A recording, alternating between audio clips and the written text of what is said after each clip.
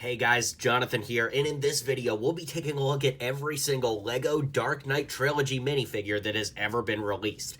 I've been collecting LEGO my entire life, so I got the original Tumbler set back in 2008, and have been getting all the Dark Knight sets up until present day. So let's take a look at every minifig ever released from the Dark Knight. Alright, so all the way back in 2008, the year the Dark Knight came out, we got our very first Batman Dark Knight minifigure. Now guys, this is my original one from when I was a kid back in 2008. I've had it for almost 20 years now, and it's so crazy that I've basically spent my whole LEGO collecting life with this figure, or at least the majority of it. Underneath, you can see we got the classic Batman head, and really the only exclusive printed piece here is the torso, and that's exclusive in the sense that this figure was only produced in the year 2008. Now, there's something interesting that goes on with this figure. As you can see, we use the old Batman cowl, but technically, this figure appeared in 3 sets. The first of which is the one we're talking about in this video, is the Dark Knight Tumbler versus Joker Ice Cream Surprise set, which of course has the Dark Knight Tumbler in it. But it appeared in 2 other sets, Harley Quinn's Hammer Truck, as well as this little Mr. Freeze set. Now, the interesting thing is those second 2 sets obviously are not based off of the Dark Knight, although they use the Dark Knight torso. So for that reason, I would not count those as official Dark Knight sets, but I would count the Tumbler as one, which leads us into our next figures. Those figures being the Joker and the Joker's henchman. Now, obviously, these are not based off of what we see in the Dark Knight film, but considering they came in a set with the Tumbler, I'm going to count them as an honorable mention. Of course, there's no back printing here, no reverse head printing. Joker has that great vampire green hair. It just looks so awesome, and these are my original figures from when I was a kid too. So again, we're not going to spend too much time on these since they're not really Dark Knight figures, but they sort of are, so I just didn't know if I should count them or not, and when in doubt, count them out. Or in this case, count them in.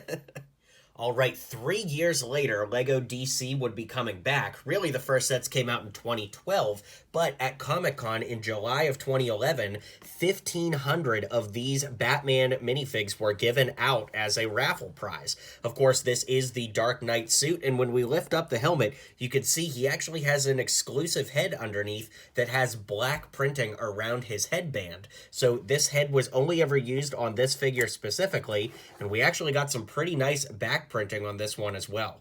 I love this figure. I don't know that it's technically the best Dark Knight minifigure of them all, but it was the last time we would see this thick cowl used from the original sets in full production, where it wasn't like half and half as it was phased out over time. That being said, considering there's only 1,500 of this figure out there, if you wanted the worst condition one, aka one that doesn't come with the backer card, be prepared to spend almost $600 or more for this one figure. In 2013, we would get the Bat versus the Tumbler Chase set, and this was a pretty cool set from the second year of LEGO DC being back in full swing.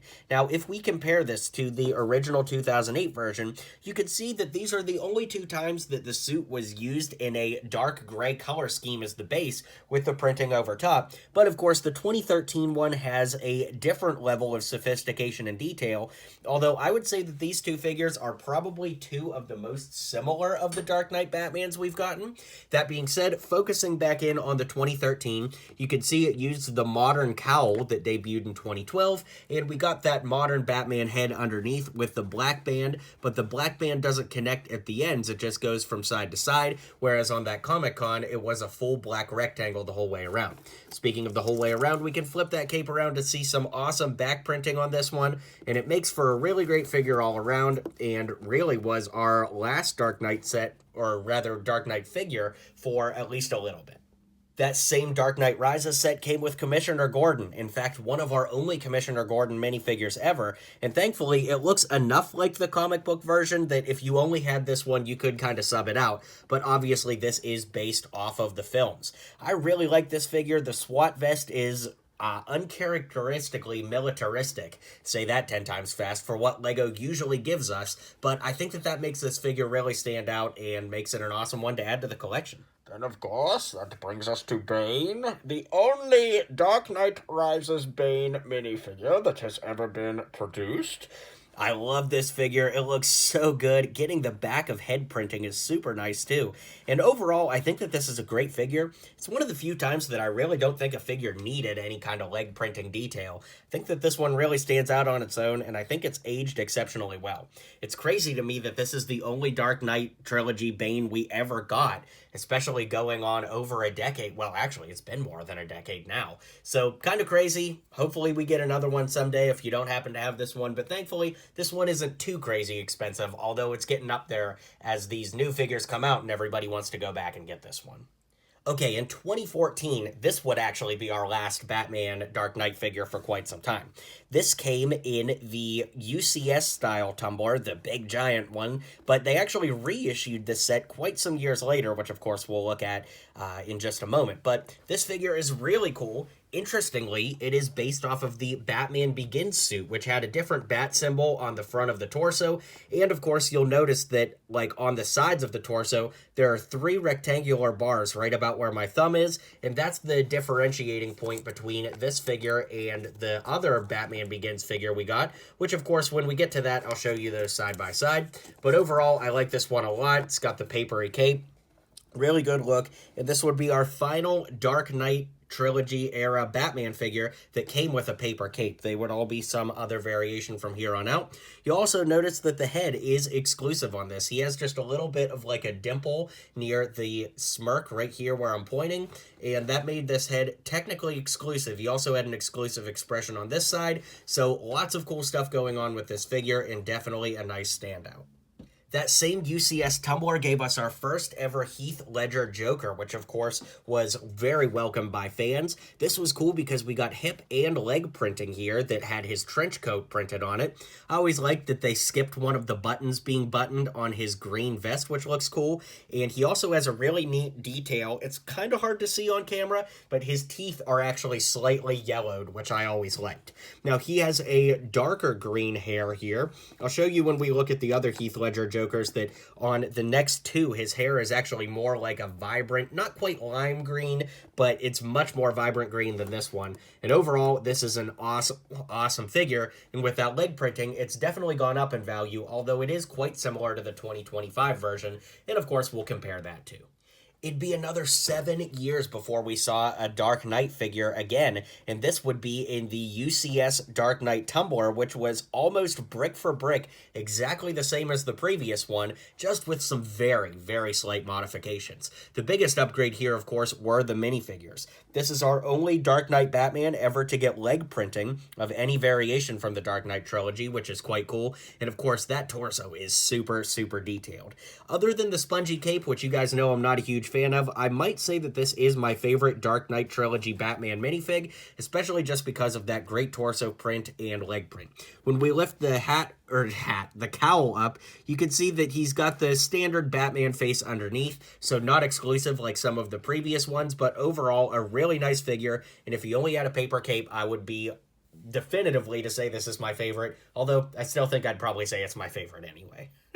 All right, that brings us to the Joker, who looks absolutely awesome. Now, this Joker, again, was only our second ever Heath Ledger Joker to be released. And as you can see, his hair is a much more vibrant green on this one than the previous one. So just kind of something interesting. I definitely prefer the darker green of the original, but both work really well, and it's not really a big point. This one also has some slightly yellowed teeth on this side of the face, but on this side of the face, his mouth is closed, so of course we can't see his teeth. I do love that we got that detailed arm printing on both arms here, as well as hip printing with a little bit of vest on it, and some awesome leg print as well.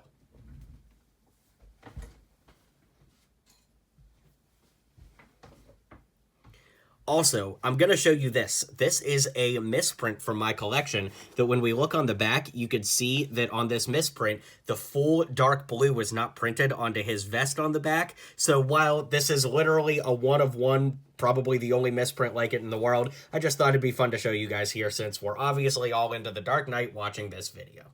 In 2021, we also got a smaller tumbler, which was really cool, and technically our only set ever truly based off of Batman Begins. That, of course, gave us another Batman Begins torso here, which was really detailed, looked really good, and I'll go ahead and put it side by side with the other Batman Begins one so that we can compare it. As a reminder, this Batman Begins that's now on our left came in that UCS tumbler with the Joker from 2014.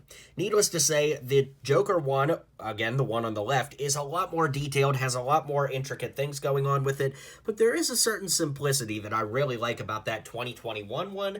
I really don't know that I like one specifically more than the other. I think that they're both good.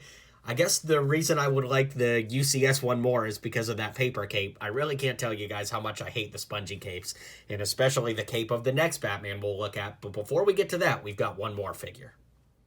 Also, with this Batman Begins version, we have the Nightmare, or I guess the Scarecrow Fear version of the head. No printing on the back, but some really fearsome, horrifying printing on the front, that when we put the cowl back on, it goes back to that scene where Scarecrow is ingested with his own fear toxin, and I thought that that was such a cool thing to add in this set. Not entirely necessary whatsoever, but the designers were really looking out for us on that one. In that same set, we got our first and only Dark Knight Trilogy Scarecrow. I love this figure, guys. Look how great the buckles are printed on the back of the head. And then, of course, we've got like the rope there and just the fringe of the mask that you can see on the front and back.